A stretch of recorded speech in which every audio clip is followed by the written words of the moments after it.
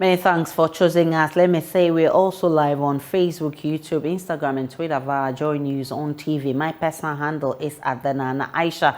Let's begin with scores of the membership of organized labor who have this morning gathered at Midday in Accra to protest the dismissal of 3 workers at Sana Nasagli Power. Members of Trade Union Congress clad in red and singing patriotic songs would want to bring pressure to bear over the decision of the power producer. JoyNews System correspondent Kwame Yanka, who's been monitoring this for us. He joins us live, right? He'll be joining us later in the bulletin as we get the mood in Tema right now. But let's move on to another labor issue, because the National Labour Commission has summoned the Judicial Service Staff Association, JUSAG, to appear before it over plans to embark on an industrial action. JUSAG is demanding the implementation of the Judicial Council's advice on salary review, as it indicates it will embark on the industrial action starting May 15. The NLC is seeking to halt this and has asked parties to come to the negotiation table. General Secretary of JUSAG, Abdullahi Yakubu, has been reacting to the NLC's sermons. He spoke to me earlier on News Desk. Our demand is that the President should approve the recommendations of the Judicial Council in respect of our salaries and related allowances to be implemented in the month of May 2023 with all the arrears from January to May. That is a simple demand we are making before the President. We don't even think the Commission would have gotten to this point, because it appears this problem has been recurring over time.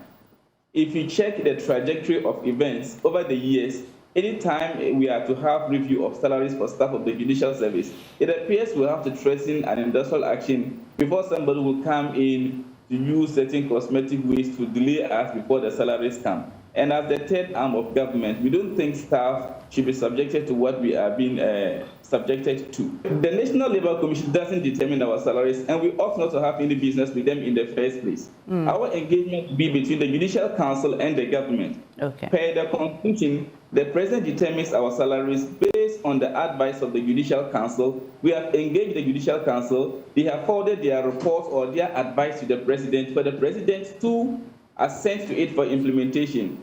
Whilst it was delaying, we wrote to the CJ, who chairs the Judicial Council, to intervene on our behalf, and he was intervening. There appeared to be a little bit of delay, and we wrote to the President himself, asking that he should assent to the salaries for implementation in the month of May, and we gave him up to 12 of this month. After 12 of this month, if we don't get it, we're going to advise ourselves. And as law-abiding organization, we have to notify the Labour Commission in accordance with the law that if after 12 of this month our demands are not met, we shall embark on a series of industrial actions to press home our demand. We are yet to appear before the Commission tomorrow. Even though they would have stated it in their letter, the outcome of tomorrow's meeting will determine what will be the fate of our planned industrial action. But as far as we are concerned, our plans are still as they are. Away from labor matters, NDC flag bearer hopeful Dr. Kwamnadufo is demanding postponement of the May 13 primaries, citing failure of the party to provide an accurate register of voters with barely a week to the polls. A statement signed by his campaign team alleges several discrepancies have been identified in the photo album made available by the party. They therefore want the polls on hold while the party works on a roadmap towards securing a credible register. What is important to state is that the party, as in the headquarters, which is the returning of the supervising this election, have provided delegate list for all aspirants over a month ago. Now, what we are compiling is an additional mechanism for very transparent election. And so in this album, you find people's, voter registration data, you find pictures, so that we reduce the issues of impersonation and all of that. Dr. Kwamnadufo's camp have received this information. They've received about 240 constituencies. And so if they have any issues, I believe that those issues will be raised and will be addressed by the Elections Committee. Beyond that, I don't foresee anything crucial that will make us postpone an election. There have been some, especially when it is required for the guidelines that in every process through this election, all candidates are required to bring representatives. There have been cases where there are reps from this campaign team and then similar members from the campaign team are calling on the same information, giving them a delegate list. We had calls from other cortexes of the same camp requesting for the same thing without even knowing that their colleagues have taken custody of such information. We're printing ballot boxes. They had reps in the printing room, but we got calls from the same camp asking when we'll be printing ballot boxes. So clearly, there is no information sharing in that camp, and that cannot be our responsibility. But what is more important is that we are existing to address issues that will be raised by aspirants, and we don't think that these are some of the issues that can cause a postponement of elections, except if one wants to drive Midday. You heard Mustafa Gwande, who is Deputy General Secretary of the NDC, responding to the demands of the team of Dr. Kwabena Duffuor that the May 13 primary should be postponed. But let's still stick to NDC because 3 out of the 47 constituencies in Ashanti region will not participate in the upcoming presidential and parliamentary primaries of the NDC. Fomena, Adansia, Soka and Menchia South constituencies have issues that need to be addressed before the delegates can exercise their franchise. The NDC is preparing for the parliamentary and presidential primaries this Saturday. 3 out of the 47 constituencies in the Ashanti region cannot participate in the upcoming election. Regional Communications Director Abbas Nuruddin says Menchia South has issues with ghost names in the delegates' album. He says polls in Adanse Asokwa and Fomena have been withheld for strategic reasons by the party. As we speak, 3 constituencies are on hold. Menchia South, Adanse Asokwa and Fomena for very good reasons. For Menchia South, it has issues with the credibility of the album based on which the branch and constituency executives were elected. Some group has raised serious issues with it, and in order not to mar the credibility of the presidential election, we have decided to put that on hold, sort that out so that they can do at least their parliamentary elections later. For Fomena, it has to do with some very strategic reasons that National has decided on. So we don't actually know the main reason why Fomena and Adanse Asokwa, but it's for very strategic reasons. During the election of constituency executives of the party, issues of inadequate ballot papers in some constituencies halted the process while others were postponed. To avoid such incidents, the party is printing excessive ballot papers to top up the number of delegates in every constituency. Like we did during our constituency and regional elections, we are doing our own printing, but at the end of the day, those electoral materials will be handed over to the Electoral Commission to conduct the election. And we have made arrangement for extra ballot papers. So, for instance, if 1,000 people are voting at a particular polling center, more than about 10% of ballot materials will be added. So, in the event that some ballot papers are defaced or destroyed, they can fall on the extra ballot provided to ensure that nobody is disenfranchised. According to Nuruddin Abbas, security arrangements have been handed over to the police administration. He says no party task force will be used for the polls. The National Security Force, made up of the police, are the ones going to provide security at the various centers. That we have said without equivocation. But sometimes you can't also tell whether some of these big men that come around came in an organized vigilante group to cause mayhem, or they came in an individual capacity. We have some of these macho men, well-built men who are branch executives in the various constituencies. They have every right to be at the voting centers to also exercise their franchise. But you can't allege that the fact that they are well-built men means they are coming to the electoral centers to cause mayhem. For JoyNews, Nana Dankoyado reporting. Let's talk about education. While government is doing all it can to eradicate schools under trees, thousands of JHS 3 students at the Katamanso Municipal Assembly cluster of schools at Zeno have deserted their classrooms to study under trees. This is due to fear of a possible collapse of their weak classroom blocks, which was built and handed over less than 7 years ago. Their counterparts in JHS 1 and 2 have also been asked by the school authorities to go home. My colleague Carlos Colony visited the school and came through with this report.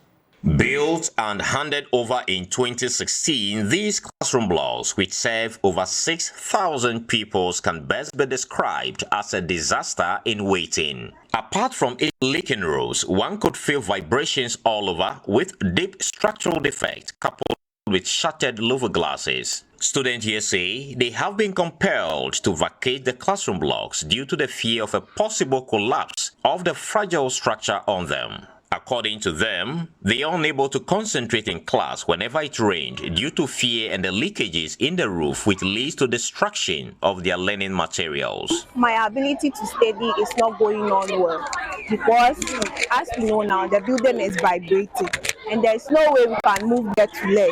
And as we are under the tree now, there are some insects and certain things on the tree that are, falling on us, and so we don't have the access to even concentrate on what the exams we are writing. We don't concentrate on it. I quite remember we were in the class and then the number 2 teachers actually came out that we should come out of the class because the building was shaking. We all got afraid and then came out of the classroom. Because of that one, our Form 1s and then Form 2s are not in school. We are the only people in the school, and the building 2 is just there. No one is in the classroom. The roof is leaks, so this destroy our books. When we are writing the exams and it's raining, sometimes we have to stop the papers. JoyNews caught up with some parents who say the government must, as a matter of urgency, come to the aid of the school. My children are in the Zeno KKD and the building is shaking, so we are afraid of our children's life. So right now, as I'm speaking, our children are in the house. The Form 1, Form 2 are in the house. It is only Form 3 who are writing the mock. That is basically the reason why they are in the school. They are sitting outside the school. When it's in the afternoon, the sun will just be scorching on them and they will just be sitting here. So we are pleading to the government that they should come to the children's aid. The building is shaking, and then one thing is the Form 1 and Form 2, they have gone home already. The over 140 teachers who run the school are equally being affected, as they have also deserted their staff common rooms to pitch camp on the corridors. Speaking to JoyNews, the Katamanso Municipal Director of Education, Harry Evans Arthur, says the decision to vacate the facility was an interim measure to avert any disaster and to also get the weak structure fully fortified. We have 4 schools that currently use that one-story building facility, Zenu 2, 4, 5, and 6 GHS. But quite recently, they have been experiencing vibration on the facility. They had to conduct a structural integrity test. Just about a week ago, we realized that the vibration still persists. So that informed us to take a decision as to how to find remedy to that. We had to put in some measures to ensure that we still have the school running while taking time to fortify or reinforce the facility. A classroom that under normal circumstances should have taken 40 or 50, you go and there are 80 and some even 100 in one classroom. It's a challenge. And I want to use this opportunity to appeal to individuals or groups of individuals, corporate bodies and institutions to come to our aid. From the KKMA cluster of schools here in the Katamanso municipality, my name is Carlos Colony for JoyNews. Let's go to Kumasi because delegates of the NDC in the Menchia South constituency of the Ashanti region are preparing an injunction to stop the upcoming parliamentary primaries in the region. This follows the exemption of the constituency from the election over claims of a flawed delegates register at the constituency. Nanaya Ojima has been following that report, that story, and joins us live with more. Nanaya, all right, so he's been reporting on that incident. Listen. NDC executives from some 107 branches of the party in the Menchia South constituency have gone through the necessary processes to participate in the election as delegates. This, they say, grants them the opportunity to vote in the election. These delegates bought their forms, paid their approved dues for 3 months, and met the conditions of being a member for 4 years and counting before the last membership registration. God will bless you for that. Members were adequately vetted by Dr. Mrs. Mary Ewusi, then Deputy Women's Organizer, and Mr. Solomon Anane as the regional representative. 4. These branch elected executives were subsequently sworn in as branch leaders and delegates of the party by these individuals. We, the leaders of all the branches, would like to inform the National Executive Committee and the Functional Executive Committee to speak up and caution individuals aforementioned and call for the removal of the suspension of the branch executive that barred these delegates to partake in the 13th May exercise within 48 hours. The concerned members are calling on the party executives to revoke their exemption from the upcoming election. From CPC coordinator Daniel Apia says they will seek legal redress if the issues are not addressed immediately. We would like to seek injunction to halt the activity, especially the Ashanti regional election, the primaries. We want to halt the Ashanti regional election. So that's our main intention for now. Because we will not sit down there and wait until 13th of May before anything. So we are preparing ourselves legally alongside with the issuance of this press release. For JoyNews, Nanaya Ojima, Kumasi. Let's go to the Menchia constituency, speak with Nanaya Ojima, who's been monitoring this for us. Nanaya Ojima, this group, have they contacted the party to find out what led to this decision? So the issue has been in discussion for some time now. According to the group, there's been some back and forth with the party executives from the national level and also the regional level, and all the party executives are unable to ensure that if there are issues with the register, as they say, it is well put together to allow these people also participate in the election. So what they are calling for is that from now till Saturday, when the election will be held, the national and the regional executives, if there is true that there are issues with their register, it should be audited so that they will have the opportunity to also queue and vote for their preferred candidate when it comes to the presidential primary.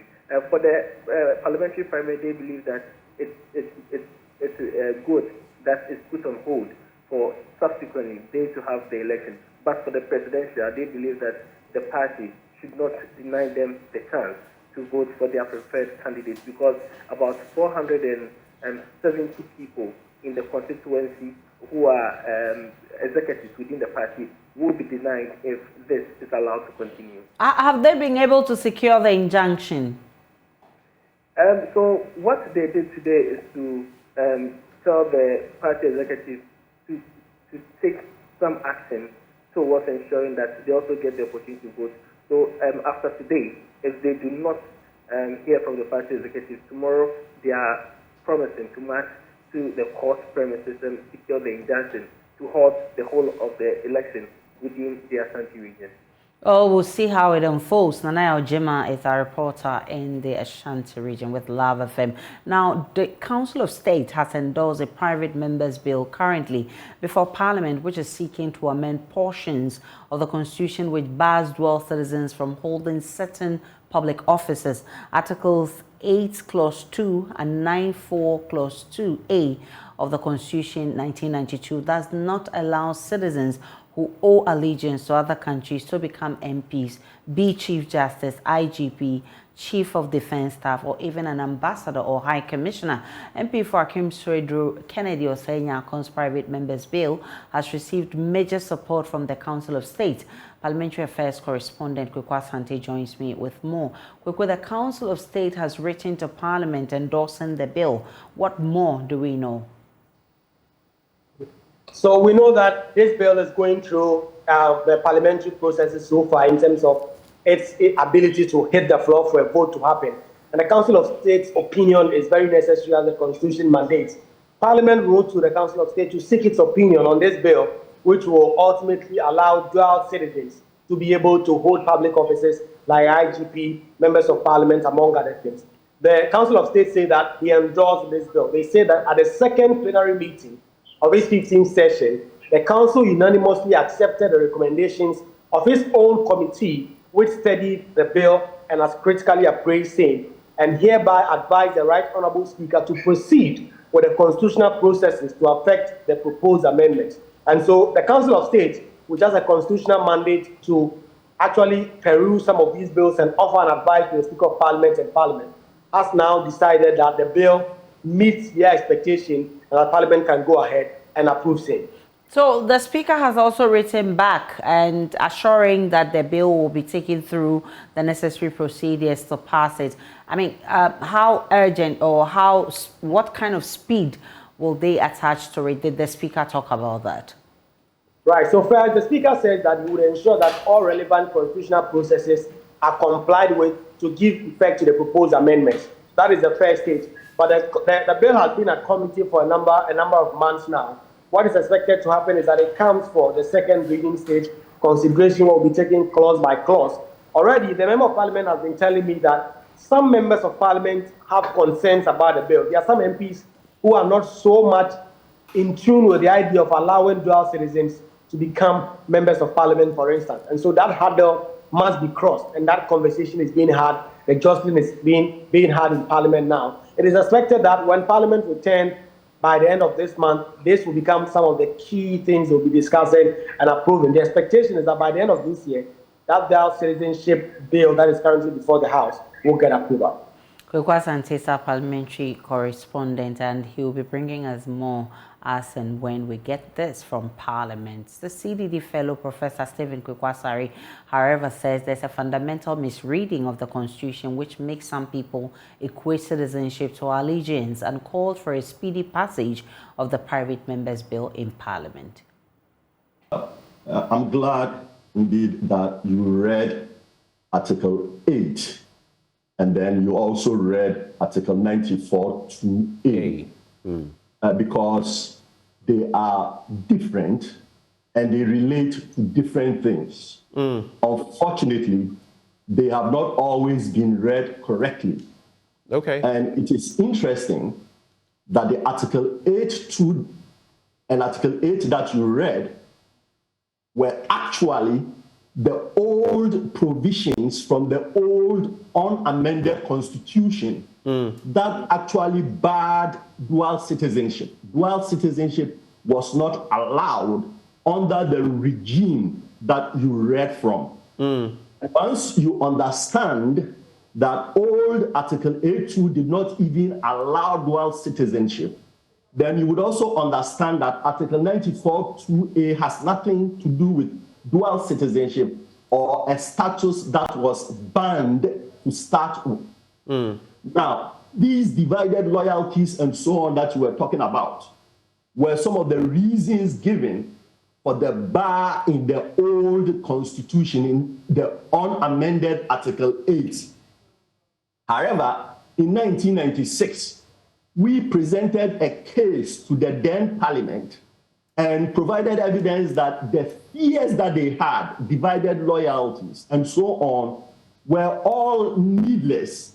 And indeed, if you go back to the roots of Ghana history, we all started as British subjects until May 1957, when the first Nationality Act was enacted. Speaking to JoyNews, founding member of the NPP and medical doctor based in the U.S., Dr. Kobnata Kennedy says concerns that if dual citizens are allowed to hold public office, they will undermine Ghanaian interests is flawed. Respectfully, that is a red herring. My brother, most of those who have destroyed Ghana have been people who didn't have dual citizenship. The people who are running our country into the ground for the most part are full citizens. So I really do not think the mere possession of a second citizenship would dilute anybody's loyalty. We know that, there are people who live in the diaspora here. At the mention of Banku or Fufu, they start salivating. They dream about Ghana all the time.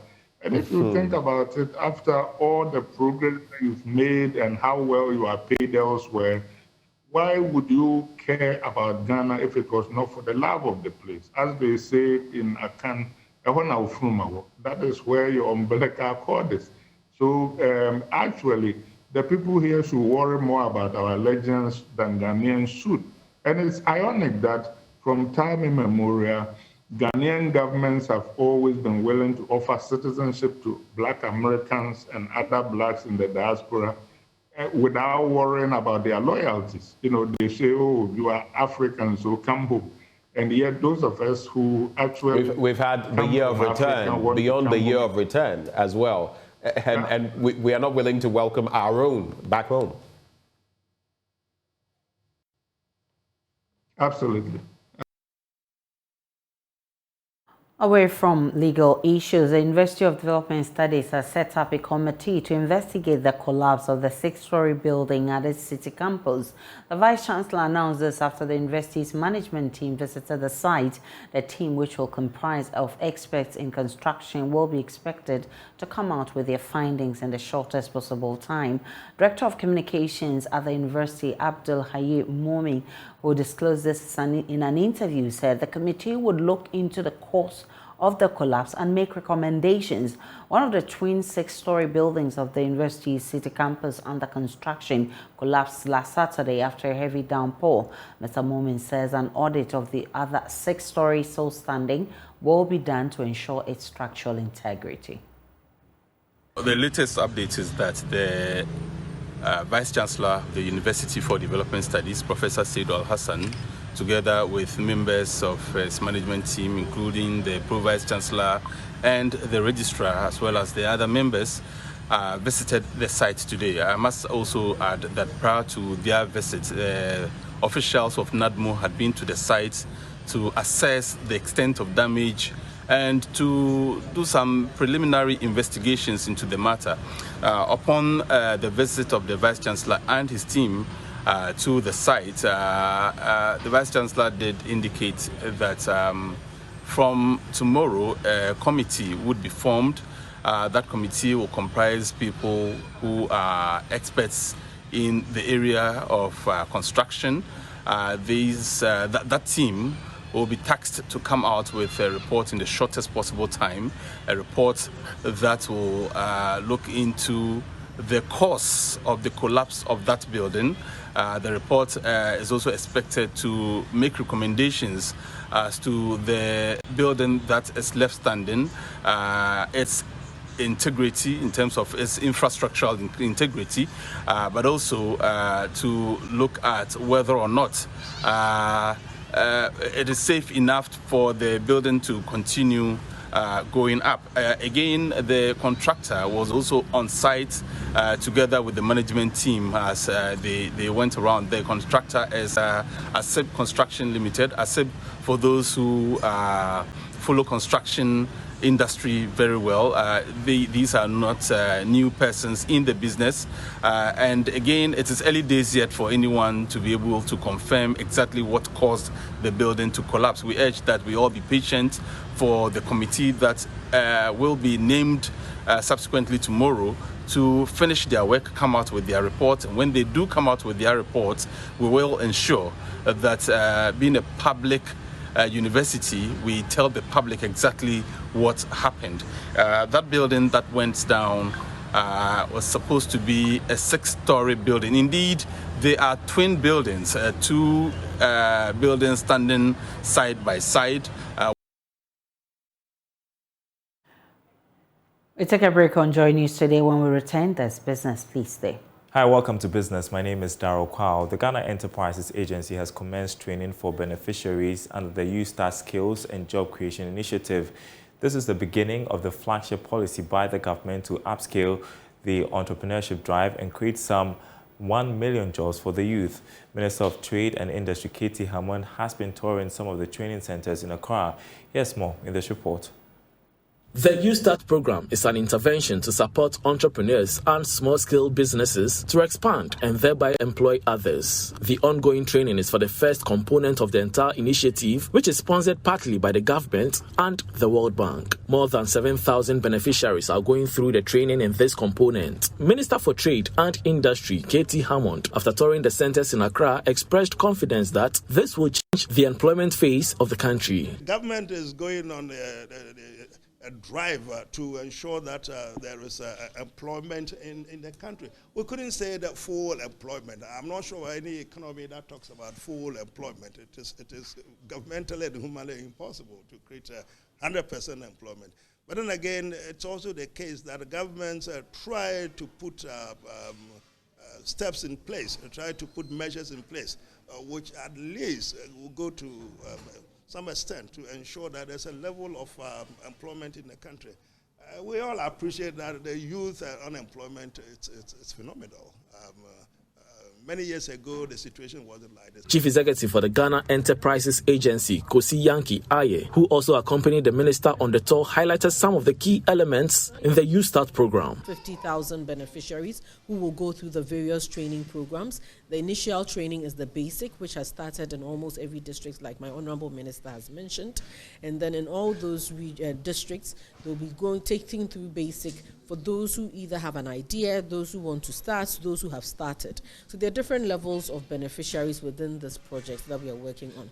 Those who are successful, those who are committed, those who are engaged will then be moved on to the intermediate level, where they would also receive some form of training within a period of 10 days. And the final leg is the advanced training, where they would also get some mentoring and coaching and support. Because we believe that we can't just leave them and only just teach them.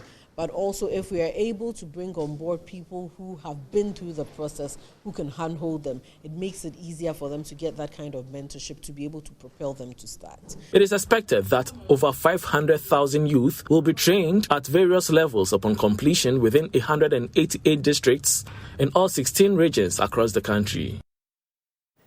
All right, some news coming into us this afternoon. The Ghana Water Company has cut water supply to the head office of Guinness Ghana Breweries. My colleague Jackie is there for us. She joins me on phone with the latest. We understand, Jackie, that Guinness Ghana owes over 6 million cedis. Yeah. Hello? I can hear you, Jackie. Yeah, hi, Darryl. So currently we are at Guinness Ghana Breweries Limited, and as part of the revenue mobilization exercise, the Ghana Water Company has disconnected the water supply to the company. They owe 6.7 million Ghana cedis as at March. Yeah. And what has been the reaction of Guinness Ghana, the officials from over there? Okay, so they haven't reacted, and we had to even take the back door because they didn't open the main door for us. We had to use the back door, but the disconnection has already been done as I'm speaking to you right now. Is this the only place officials of the Ghana Water Company are embarking on the exercise? Where are they going next? Yeah, for today, this is the only place that they are going, but they have other defaulters who haven't reached the end of the targets that they were given the other time. So for today, this is the only place that they are coming to, but they will continue the mobilization exercise tomorrow. All right, thank you, Jackie, for that update. So the latest is that the Ghana Water Company Limited has cut water supply to the head office of Guinness Ghana Breweries. It's a major beverage manufacturer here in the country, for allegedly owing over 6 million cedis as cost of water used over a period. That's business. Thanks for listening or watching. More coming up on the marketplace at the top of the hour. Up next, sports.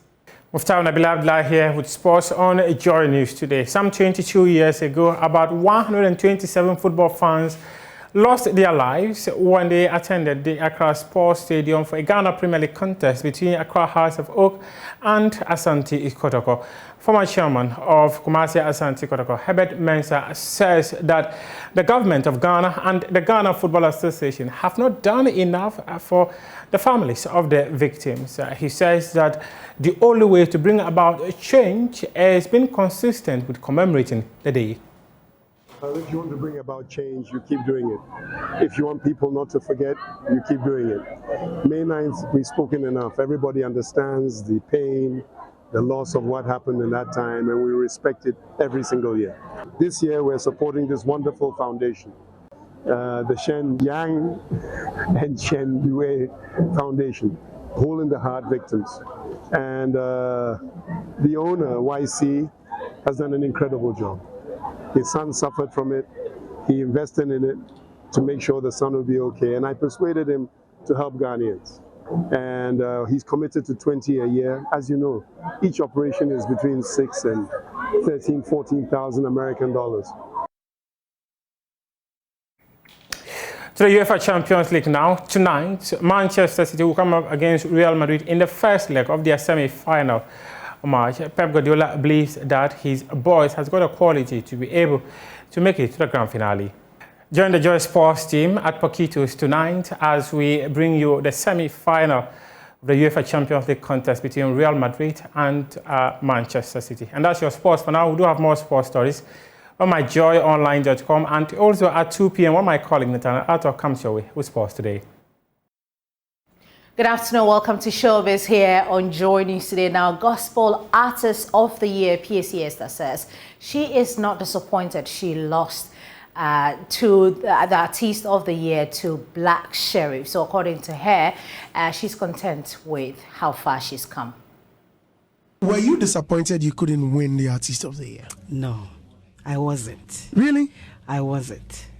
Hey, the way you were going all around, campaigning heavily, and then backed by the table of men. Yes, you were. Were you not disappointed? I wasn't disappointed. Okay, did you see Black Hole picking up the award earlier? Did you think that this thing is not for me? Oh no. In fact, I was thinking that I could also win. Okay. But hey, if I didn't win and Black will win, I mean, that's also fine. Okay. Because he has also worked for it. Okay. So that was in my mind that if I win, fine. If I didn't and Black won, that's also fine. Did you lose hope when you picked Gospel Artist of the Year? Did you also lose it? No, I was happy. Yes, I was. You know, this is my first time winning awards on really? VGMA. Okay. That's my first time. I've got nomination before, but I didn't win. Okay. So this is my first time. So you just imagine. I was happy.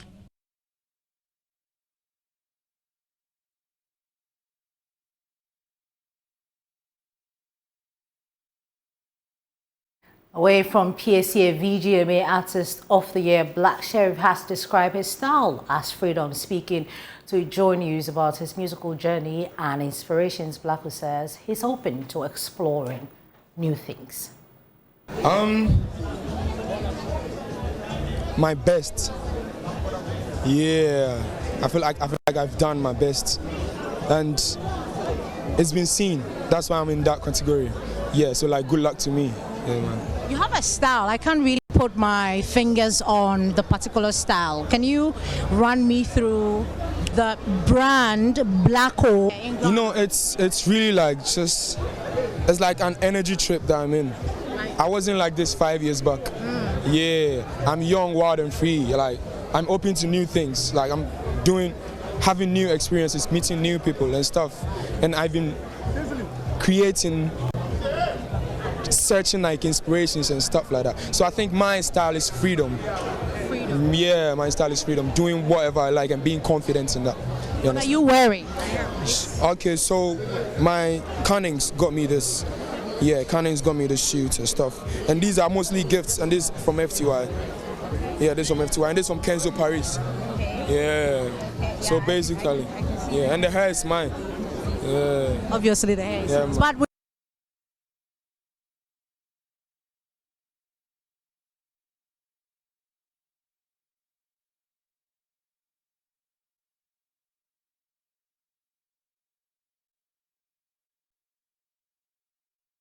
On that note, we end Showbiz here on JoyNews today. The small Showbiz news when you log on to myjoyonline.com/entertainment. Aisha, good afternoon to you. Good afternoon, beautiful Becky. Log on to my Joy Online, definitely, for more on the news and updates of all the developing stories. That's how we wrap up the bulletin this afternoon. My name is Aisha Ibrahim. Do enjoy the rest of our programs.